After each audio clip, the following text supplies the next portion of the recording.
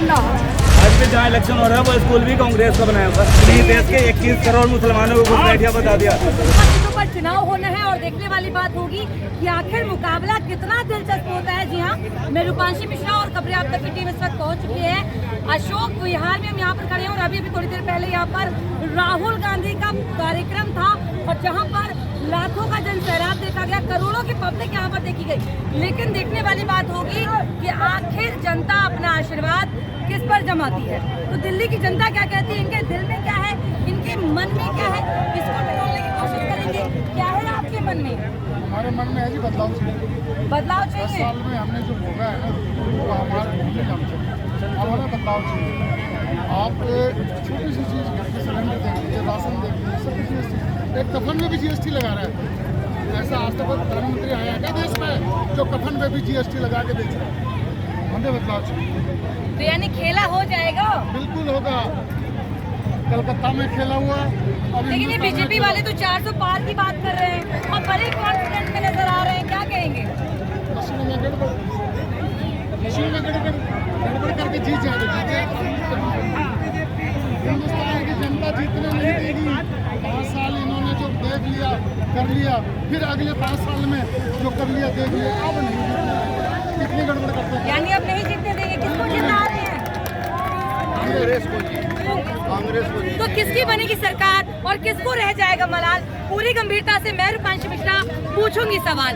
वादे, इरादे, क्या है विकास का हाल? क्या विकास का हाल है? अजी मोदी जी जहाँ गए ना सबको हरा के आए।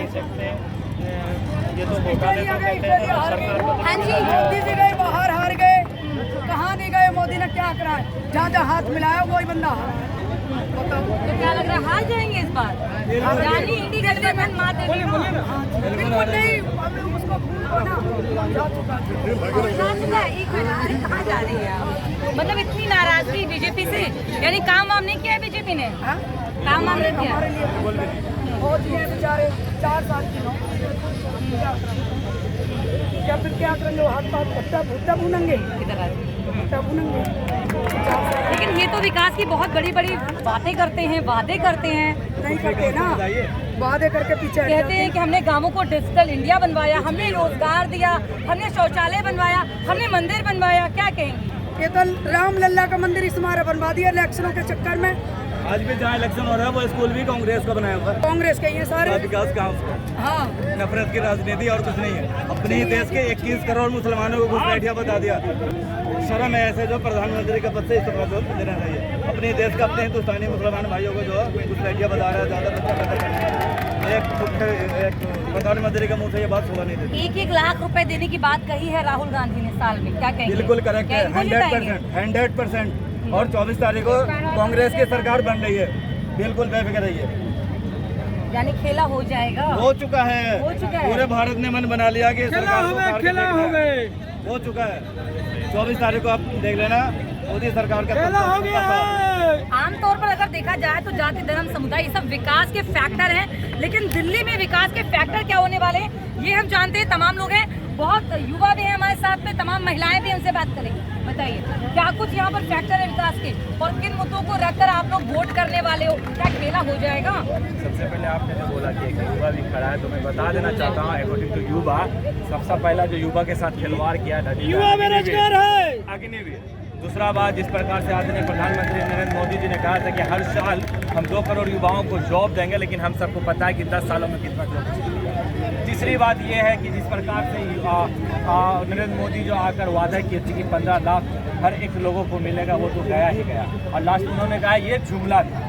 तीसरी बात जो आपको भी पता है मैम कि सबसे दुख की जो बात है, एजुकेशन सेक्टर में भी GST लगाने का काम किया है सरकार ने। और उससे भी ज़्यादा इम्पोर्टेंट बात है कि जब हम लोगों ने 1947 की आज़ादी ली, हर एक लोगों ने, हिंदू मुस्लिम सिख ईसाई सब लोग मिलकर आज़ादी के लिए लड़ने का काम किया था। लेकिन आज का जो माहौल है, अगर आपका एक छोटा भाई या आपका बेटा किसी महल्ले चले जाता है और आने में अगर उसको लेट हो जाता है, कहीं ना कहीं आप चिंतित हो जाते हैं कि काश अगर आपका बेटा का अगर नाम कोई खान से रिलेटेड है तो आपको लगेगा कि भाई राजेश की इधर वो क्या कर रहा है, इतना लेट हो गया है। और राजेश अगर खान के महल्ला पे आ जाता है तो फिर उसके परिवार को कुछ चिंता हो जाता है कि वहाँ पे क्या।